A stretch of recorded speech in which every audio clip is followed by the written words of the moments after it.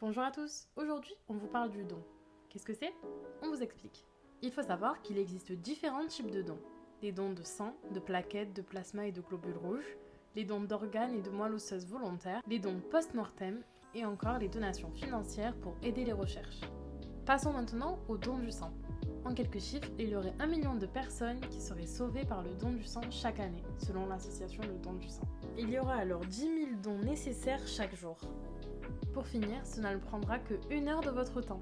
Ces donations pourront alors aider pour accompagner une femme enceinte qui accouche, pour un accidenté ou pour un malade du cancer. Maintenant, il y a le don de plasma. Le don de plasma dure 1 heure, il sert à la transfusion ou à la fabrication de médicaments. Et vous pouvez être donneur jusqu'à 24 fois dans l'année.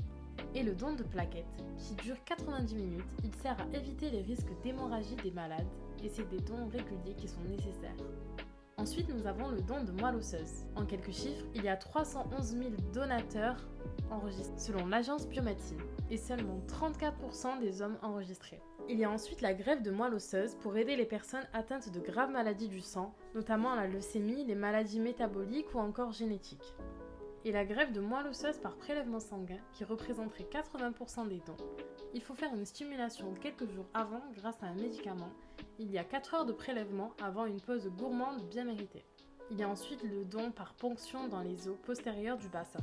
Cela se présente sous une anesthésie générale et prise en charge de 48 heures. Il y a le prélèvement de quantité exacte directement à la source.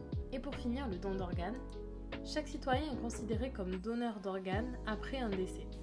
Mais bien sûr, si vous ne souhaitez pas être donneur d'organes, il faut le spécifier en remplissant un registre de refus.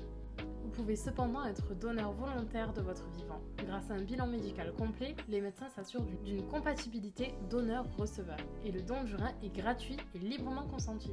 Si vous souhaitez aider des chercheurs en médecine, il est possible de faire des dons financiers auprès de la Fondation pour la recherche médicale. Attention à bien vous renseigner avant d'envoyer votre argent à un organisme sérieux.